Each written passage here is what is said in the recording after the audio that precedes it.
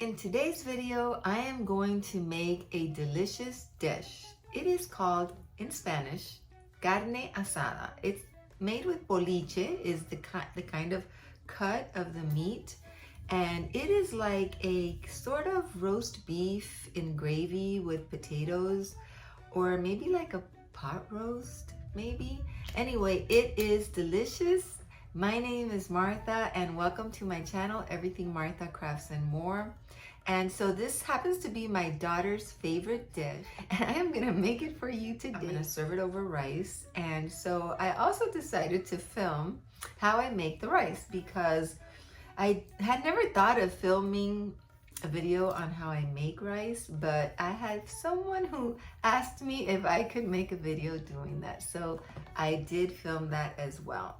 So I hope that you'll stay tuned for this delicious recipe.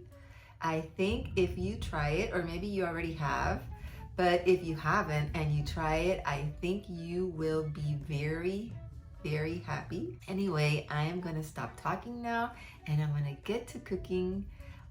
Actually, I already cooked it. One of the things I hate about cooking is that after I finish cooking, I just smell like food so much. So today, after I got up and had breakfast, I cooked the meal already, and then I took a shower and washed my hair. So now I'm all cleaned up and I don't smell like food. But anyway, let me take you into the kitchen now so you can see how I made this delicious carne asada, which I hope that you will try it, and I hope to see you in my next video. Thank you for watching and being there, and I'll see you soon. Mwah. Bye, guys. Okay, guys, and this is the meat that I'm going to be using to make this dish, and it is called round roast. In Spanish, it's called boliche. Okay, so let's open up the package, and the very first thing I am going to do is I am going to try to remove as much as I can of the fat that there is around this piece of meat. I'm going to use my knife, and I won't be removing exactly all of it, but just as much of it as I can.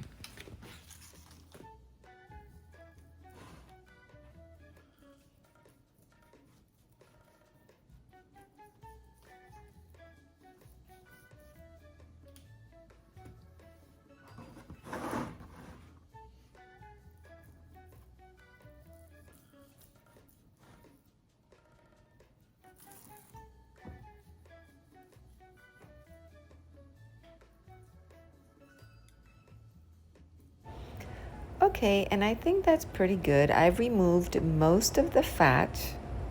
I am gonna rinse it under running water and dry it with a paper towel.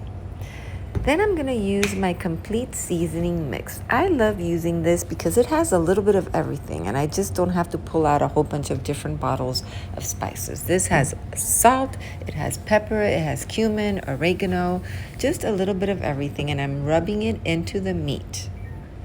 After I've done that, I'm gonna drizzle it with some olive oil. All right, extra virgin olive oil. I'm just gonna drizzle some of that over the top and then some on the bottom. After I've done the olive oil, I'm going to slice up that onion and I'm gonna put it all around the meat. I'm gonna put some bay leaves over it, and then I'm gonna cover it. It's best if you do this the night before so that it's just marinating overnight. But I didn't do that, so I'm just gonna cover it and let it sit there for about 3 hours before I start cooking it.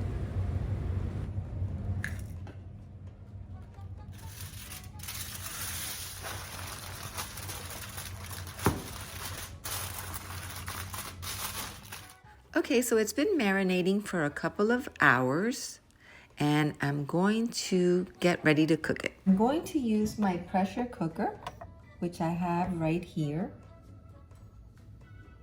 I'm gonna cook it in the pressure cooker. You do not need to cook it in a pressure cooker.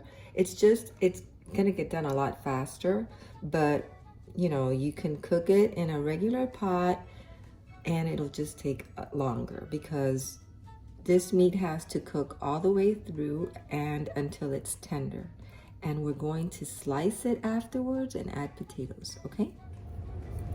Okay, so I have the heat on and I'm gonna sear the meat in some olive oil. I'm gonna sear it all around, and then I'm cooking it in a whole bottle of red cooking oil. I'm also gonna add a little bit to the bottom of my pressure cooker. And right now I'm gonna remove the onions, and I'm only gonna put the meat in to sear on all sides. Right? And it goes. This is pretty much the way my mom used to make it. She was a great cook, by the way. Okay, so you see how brown it is on that side? I'm turning it on its other side. Those little pieces that are stuck in the bottom of the pan, when you put the wine in there, are gonna make a delicious sauce along with all the drippings from the meat that are gonna come out as you cook it, because we're just browning it right now. And as you can see, this is a pretty chunky piece of meat. So it's browning really nicely, okay? And I'm gonna continue to do that. I'm gonna put it on the flat side now. Okay, you guys, so the meat is seared on all sides. I'm going to add all the onions now. And the bay leaf. Sorry about all the smoke.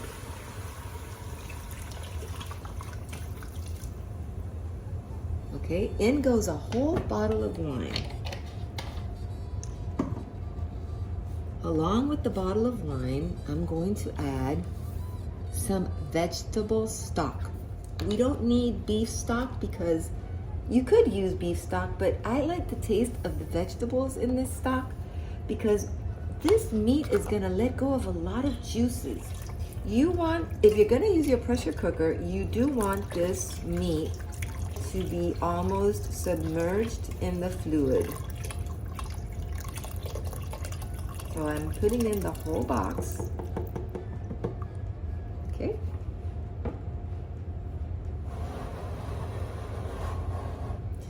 And I'm not sure exactly how long it's going to take to cook this meat. I suspect it's going to be at least an hour, but I will be checking it periodically. Okay? Once it starts to heat up, the liquid that I just put in there, I'm gonna close it and I'm going to start the pressure. Okay guys, so the liquid is starting to get hot, I could tell. And so I'm gonna go ahead and close it now.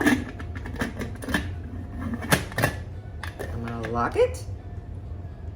Okay, and I'm gonna put it so the steam doesn't escape. When it starts to get steamy, I will lower the heat. It's when this little yellow thing pops up that it's really starting to cook under pressure. So it's cooking under pressure now, and I'm lowering the heat to about medium heat, and I'm just gonna let this cook at least for 40 minutes. And I will start filming again, and I'll show you when I check the meat. Okay, and the button is down, so I'm going to unlock it right there, and let's open it. See how this meat is looking. It does reduce in size quite a bit as it cooks down. And here it is. Okay, so it looks like it's pretty cooked, and I'm gonna let it cool off because I'm gonna slice it with the electric knife. Okay, so I've taken the meat out of the pressure cooker and I'm gonna let it sit here for at least 10 minutes so that it cools off and all the juices redistribute into the meat. Otherwise, if you cut it right away, when you slice it, all the juices will seep out and you do not want that. So let's wait about 10 minutes before I go ahead and slice it with my electric knife.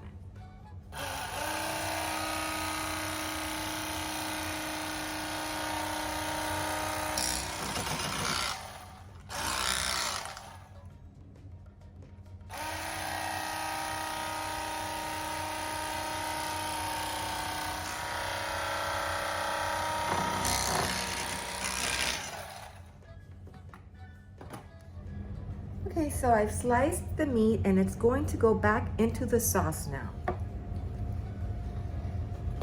Oops. Okay guys, so I'm going to put the meat back in the sauce.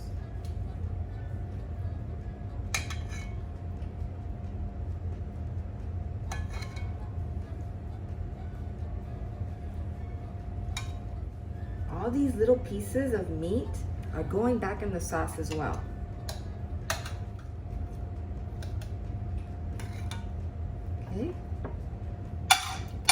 Okay, so as you can see, I've added the potatoes and I'm gonna let them cook in the sauce.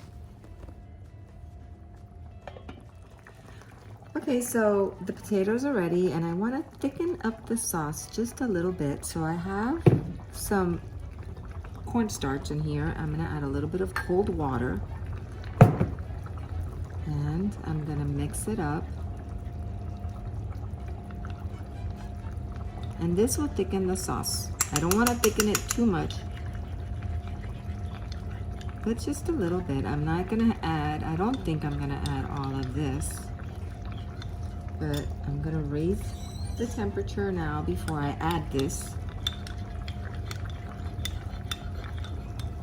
And I'm going to start pouring it in.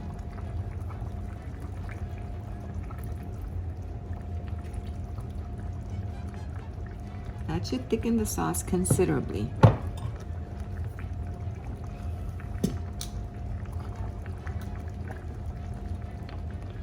It looks really good. It smells even better. The meat is tender.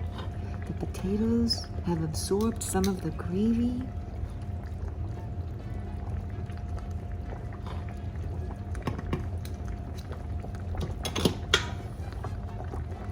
And I could see it thickening already.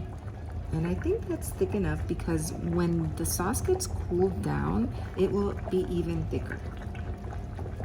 So I will see you again once I serve it so you can see how it looks.